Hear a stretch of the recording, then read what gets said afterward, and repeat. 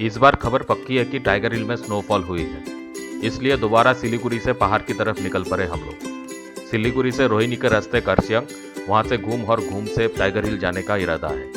पिछली बार जब निकले थे तब खबर पक्की नहीं थी, इसलिए स्नोफॉल के पहले ही टाइगर हिल पहुंच गए थे। पर इस स्नोफॉल से रिलेटेड हमारी पिछली वीडियो आप लोग अगर देख चुके होंगे तब आप लोग जरूर देखे होंगे कि टाइगर हिल में उस टाइम पे मौसम ऐसा था कि कभी भी स्नोफॉल शुरू हो सकती थी, और हमारा अंदेशा सही निकला।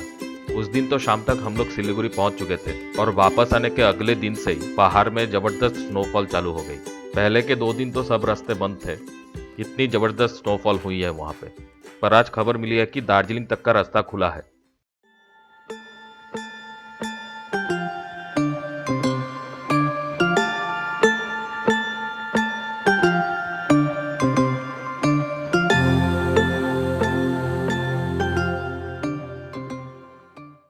चूंकि टाइगर हिल का ऑल्टीट्यूड बहुत ज्यादा है, ये पता नहीं कि टाइगर हिल तक पहुंच पाएंगे कि नहीं, क्योंकि घूम तक अगर ज्यादा बर्फ मिल गई तो फिर यह पक्की बात है कि टाइगर हिल तक पहुंच नहीं पाएंगे, क्योंकि टाइगर हिल का ऑल्टीट्यूड बहुत ज्यादा है और इस हालत में वहां पे बर्फ का परत इतना ज्यादा होगा कि वहां के रास्ते बंद कर दिए जाएंगे। चलिए देखते हैं कितना बन पाता है। पिछली बार हम लोग बाइक लेके आए थे, पर इस बार बाइक लेने की जरूरत नहीं की हम लोगों ने, क्योंकि इन हालातों में बाइक राइड खतरनाक साबित हो सकता है। बर्फ के ऊपर गाड़ी चलाना ही मुश्किल हो जाता है, बाइक चलाना तो बहुत दूर की बात है, इसलिए इस बार गाड़ी लेके आए हैं। ऑलरेडी हम लोग करसियंग पार कर चुके हैं और बढ़ रहे घूम की तरफ। रास्ते की दोनों तरफ बर्फ देख सकते हैं आप लोग। दाहिनी तरफ DHR टॉय ट्रेन की रेल पटरी है जो बर्फ से ढकी हुई है। लोग यहाँ पे गाड़ी से उतर के पटरी के ऊपर जाके फोटो खींच रहे हैं।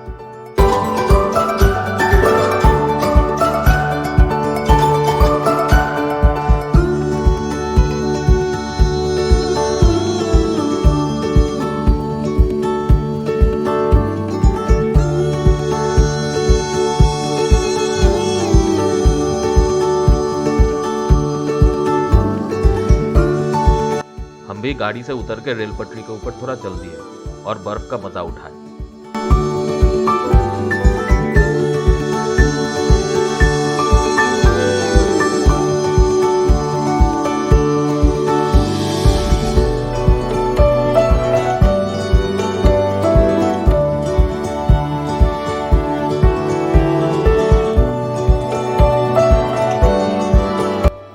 घूम पहुंचते ही पता चला कि टाइगर हिल का रास्ता बंद है, इसलिए तुरंत प्लान बदल के मोंगपो की तरफ बढ़ने की ठानी हम लोग। आसमान थोड़ा साफ हुआ तो कंचनजंगा का नजारा देखने का नसीब हासिल हुआ।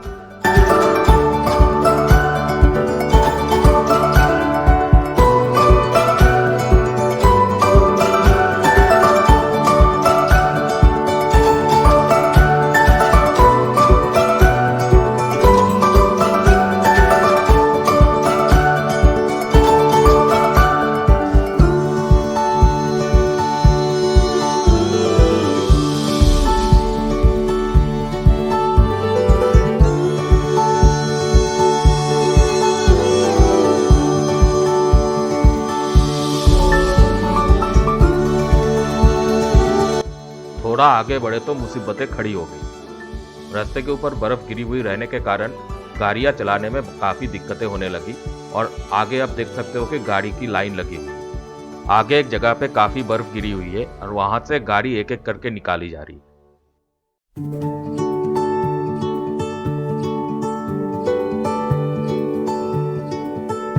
गाड़ी के पहिए बर्फ के ऊपर फिसल रहे हैं, इसलिए न्यूट्रल में रख के वो सब जगहों से गाड़ियां धक्का मार के पार करवाई जा रही है।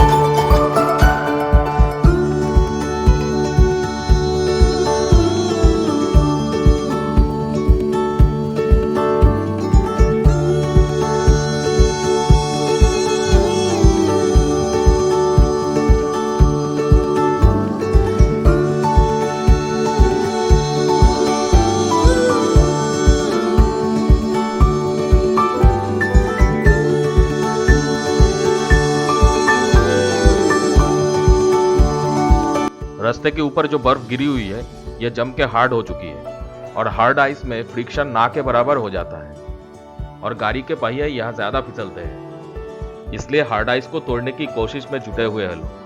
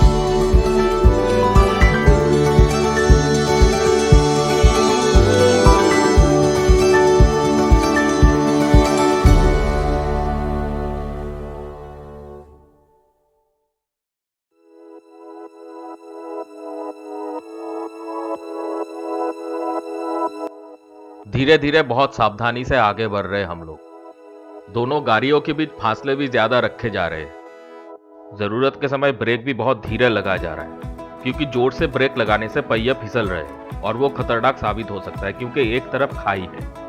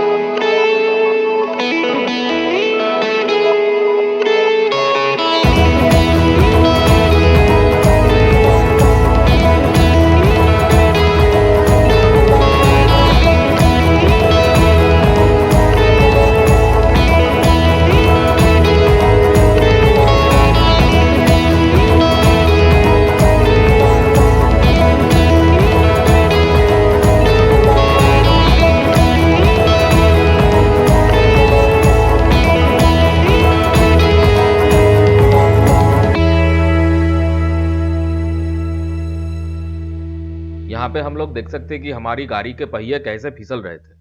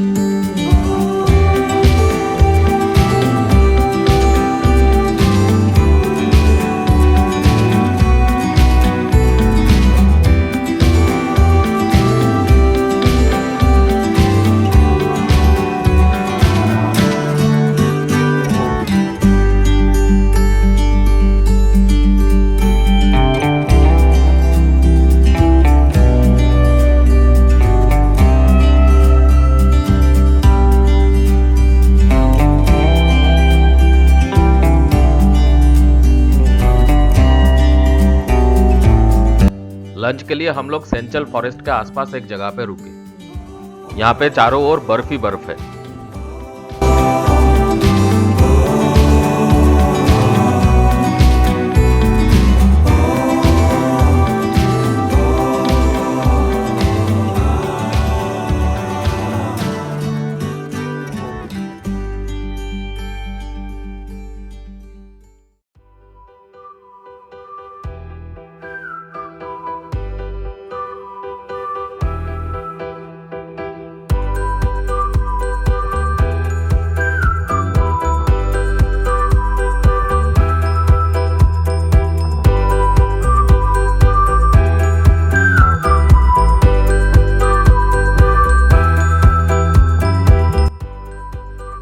यहाँ पे आप लोग देख सकते हो कि एक टब में पानी रखा हुआ था जो जम के बर्फ हो चुका है।